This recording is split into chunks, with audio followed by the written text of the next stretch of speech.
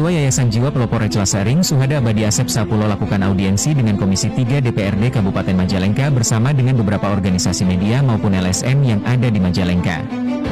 Selasa 9 September 2025. Dalam audiensinya dengan Komisi 3, membahas terkait masalah infrastruktur baik urusan audit, spek dan pembahasan dari salah satu organisasi media yang bernama Media LTV yaitu adanya intimidasi terkait pemberitaan pengerjaan proyek jalan.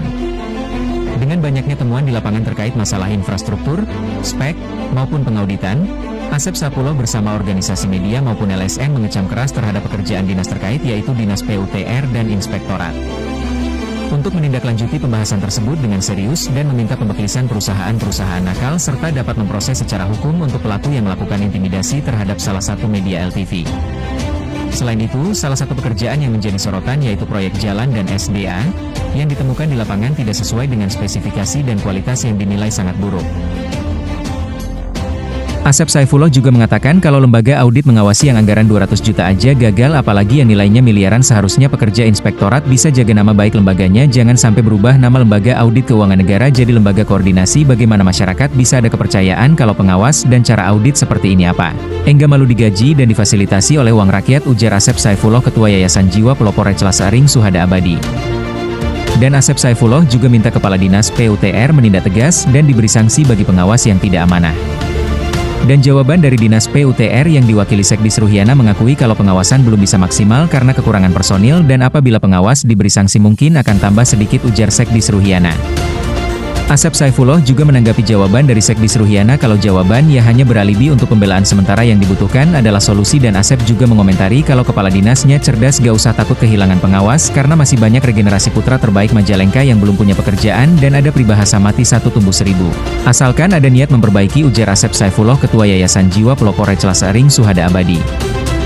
Asep juga menerangkan kalau satu kecamatan ada 6-7 titik koordinat bisa diawasi oleh satu pengawas sehingga putaran pengawas tidak buang waktu dan akan lebih efektif dan efisien dalam pengawasan sementara saat ini yang terjadi satu pengawas mengawasi dengan beberapa titik koordinator pekerjaan dengan jarak yang jauh jadi waktu untuk ngawas habis di perjalanan. Asep Saifullah juga selain menyampaikan aspirasinya membawa dokumentasi hasil investigasi di lapangan yang selanjutnya diserahkan kepada Ketua Komisi 3 DPRD Kabupaten Majalengka untuk ditindaklanjuti dan Asep Saifullah Ketua Yayasan Jiwa Pelopor Reclasaring Suhada Abadi akan menunggu hasil dan jawaban dari Komisi 3 DPRD Kabupaten Majalengka sampai sesen kedua bulan depan. Asep Saifullah juga menunggu respon Sekda Kabupaten Majalengka dan Kepala Daerah Bupati Majalengka Eman Suherman dengan viralnya berita terkait banyaknya temuan di lapangan bagaimana cara evaluasi terkait pekerjaan yang menggunakan anggaran APBD. Dan Asep juga berharap secepatnya ditindaklanjuti jangan sampai nama Bupati tercoreng apalagi dengan jargon langkung sae, maka dari itu jangan sampai jadi bahan rumor langsung sare.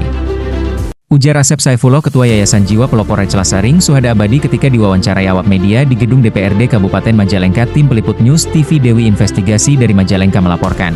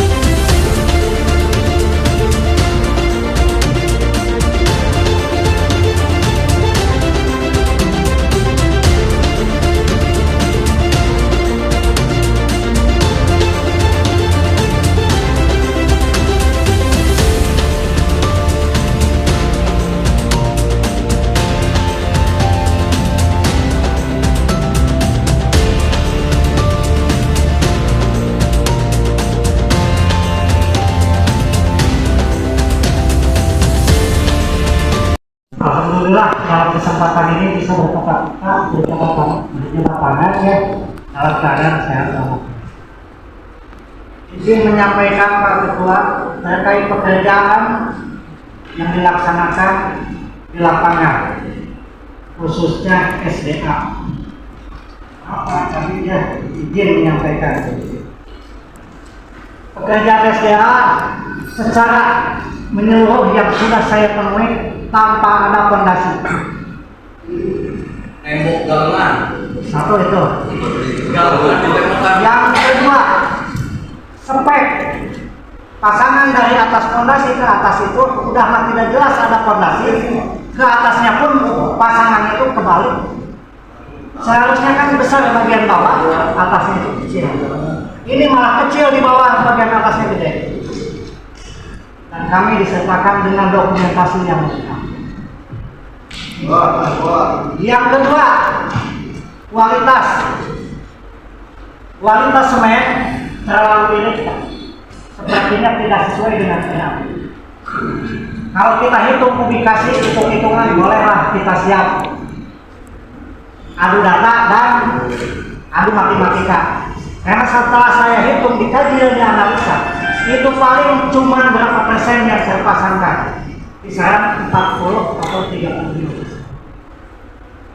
Karena fondasi aja udah jelas silangnya itu berapa kubik. Satu itu. Yang kedua, lemahnya dalam pengawasan. Setiap saya nengok ke lokasi, di mana ada pekerjaan, tidak pernah ketemu dengan namanya pengawas. Apalagi inspektorat. Pengawas dari dinas pun tidak pernah ketemu. Batas pengawasnya di mana itu pengawas? Dan tolong ini untuk kepala dinas PPPN dan diwakili oleh Pak Kabid maupun Pak Sekdus, tindak tegas pengawas-pengawas yang tidak amanah. Kalau perlu beri sanksi. Nah, untuk selanjutnya, inspektorat mengaudit itu seperti apa? Katanya tadi mengawal dari mulai awal, progres pemasangan, atau seperti apa? Karena yang selama ini saya ke lapangan belum pernah ketemu dengan orang inspektorat. Kalau hanya dokumentasi itu yang namanya checklist digali hanya 3-4 meter untuk checklist saja itu benar ada fondasi. Yang lainnya semua tidak ada galian fondasi. Jadi inspektorat ini auditnya seperti apa? Apa hasil daripada dokumentasi saja pengawas? Atau ada istilahnya alat-alat waktu PH itu di bawah seperti alat tusuk maupun